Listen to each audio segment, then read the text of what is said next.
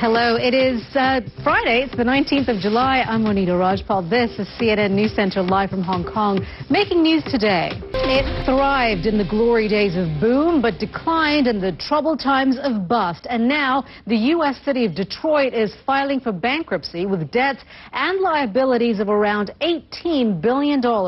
It was once the car capital of the world, a powerhouse of industry, and home to more than 1.5 million people. But when America's auto sector slumped, so did the city's fortunes. What we're seeing today is the largest public sector bankruptcy in American history. The city's emergency manager proposes cutting the city's debt burden by 83%. That means current and former workers face having their pensions slashed. Let's bring you reaction now from Detroit, and CNN's Poppy Harlow is there. Poppy.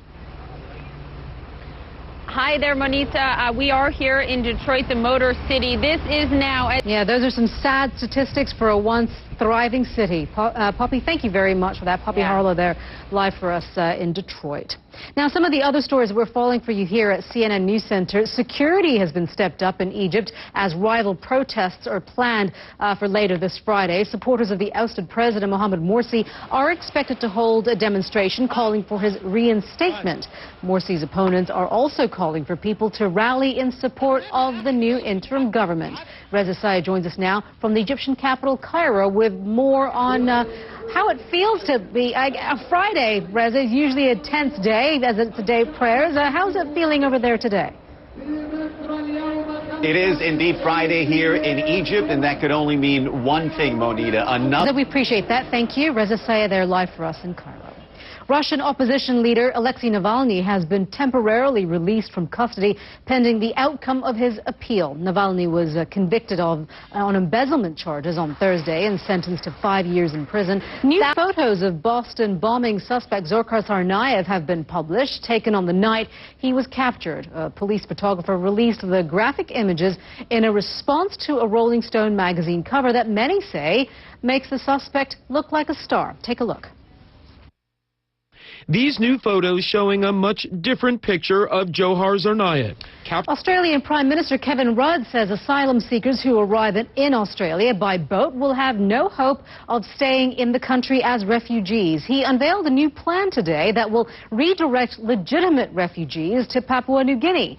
Those who don't meet refugee status will be sent back to their home countries or a third nation. Mr. Rudd says the deal with Papua New Guinea is needed to stop the scourge of people smuggling.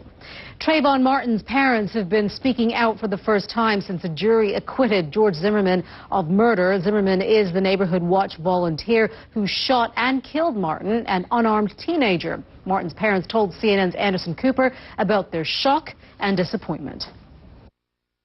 It came as a complete shock for me. You're watching CNN News Center live from Hong Kong. We're watching CNN News Center live from Hong Kong. I'm Monita Rajpal. The results of an inquiry into the death of 23 school children poisoned after eating a contaminated lunch are due later this Friday. It seems investigators had previously flagged food safety issues at schools in Bihar State, citing poor hygiene. But that's no consolation to grieving families. As Sunima Udas reports, some have buried their children on the grounds of the school as a protest.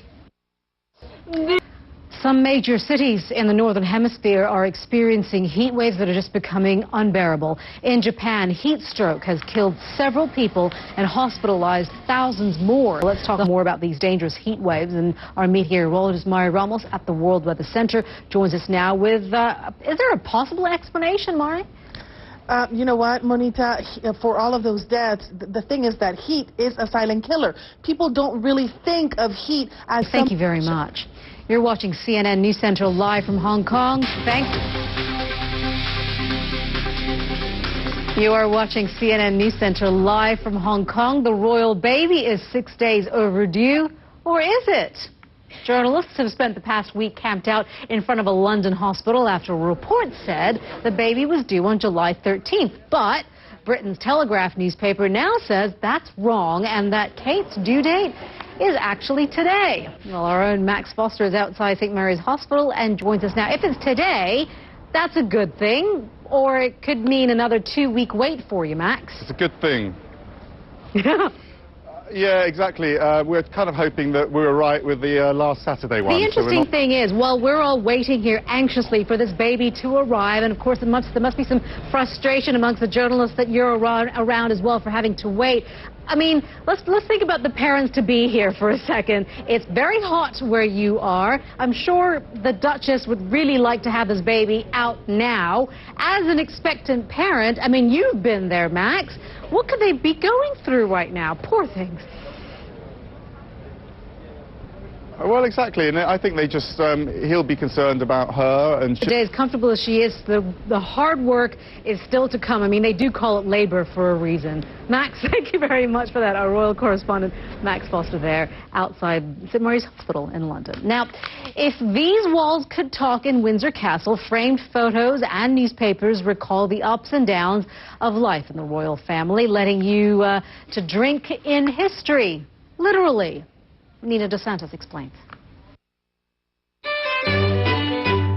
Windsor Castle is famous the world over for its historical collection.